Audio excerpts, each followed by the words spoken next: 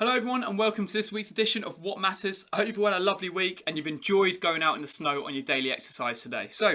Let's get started. So Monday and Tuesday, some kind of upbeat stories, and later down the week they'll just follow as suit. So on Monday, a woman is thought to have been the first found guilty of drink driving on an e-scooter on the Isle of Wight.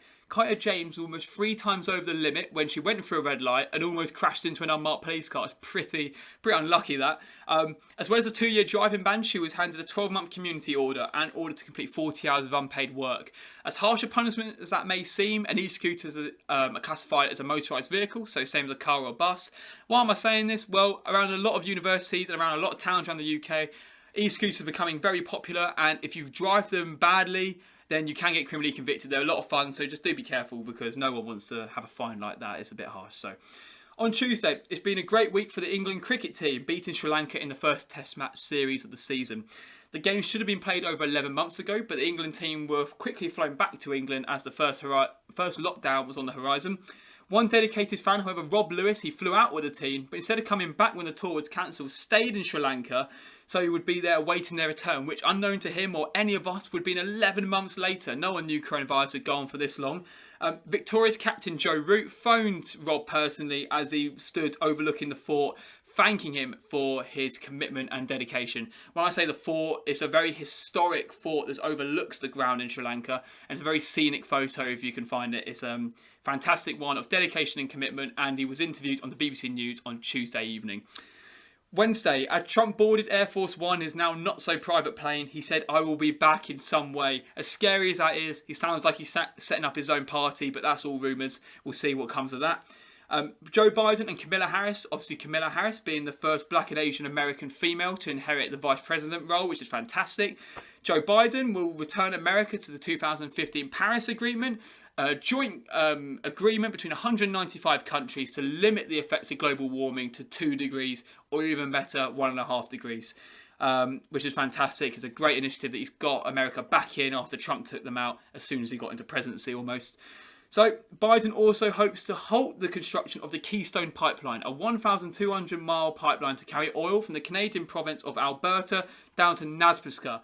Biden has inherited the most politically, racially and socially divided country in the world right now, with him saying in his speech, "Democracy is fragile, and at this hour, my friends, democracy has prevailed." So I look forward to seeing what they both have in store, and we'll hear a lot more over the coming weeks and months.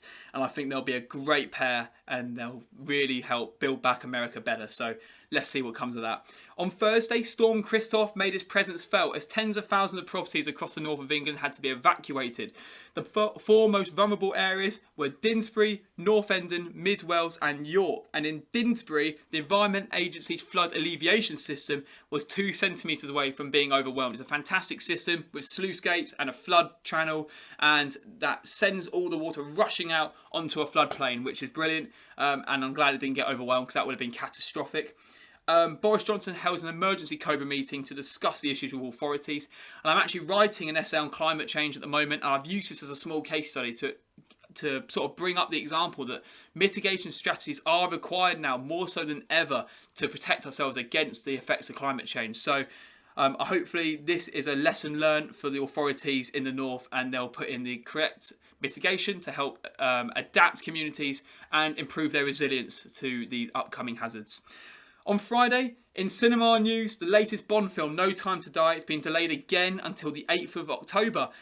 That will make it not far behind the 6 years and 4 months that separated the release of Licence to Kill in summer of 1989 and GoldenEye in late 1995, the largest gap between 2 Bond films ever. Once again, it raises questions about the future of the cinema industry and the theatre industry as a total, as obviously it's a franchise built on cinema tickets, so it won't be streamed most probably unless it keeps going on forever and ever, coronavirus, because they need to get some money from it. So it does really put the spotlight on theatre and that industry as a whole, the arts, how important it is for us all. So let's hope that they can get bailed out and they survive the coming months, because we all love the theatre and the arts and the industry as a whole. So it deserves the support that it needs. On Saturday in Russia, over 2,000 people have been detained nationwide following protests of jailed Putin opposition Alexei Navalny. I apologise if that pronunciation is pretty poor, but I tried. He was detained on the 17th of January after flying back to Moscow from Berlin after being recovering from a near-fatal nerve agent attack last August. You may have heard about this. Pretty rough stuff, you know. It's very suspicious, of course, you know, with Putin not wanting him in and that political sort of divide around the whole country. 4,000 people turned up to Moscow, and one woman in the crowd told a reporter Russia's been turned into a prison camp where free speech is abolished. Police projected over a tannoy that it's an illegal gathering, maybe not only because of COVID, but because of free speech against Putin politically. So that may be a reason I'm sort of looking into that. But, you know, we all know the issues that socialism has in Russia. So, you know, luckily he's recovered, but, you know, the protests continue and many are braving -50 temperatures in the Siberian city of Yakutsk, which was one of the hardest sort of fought places for these protests.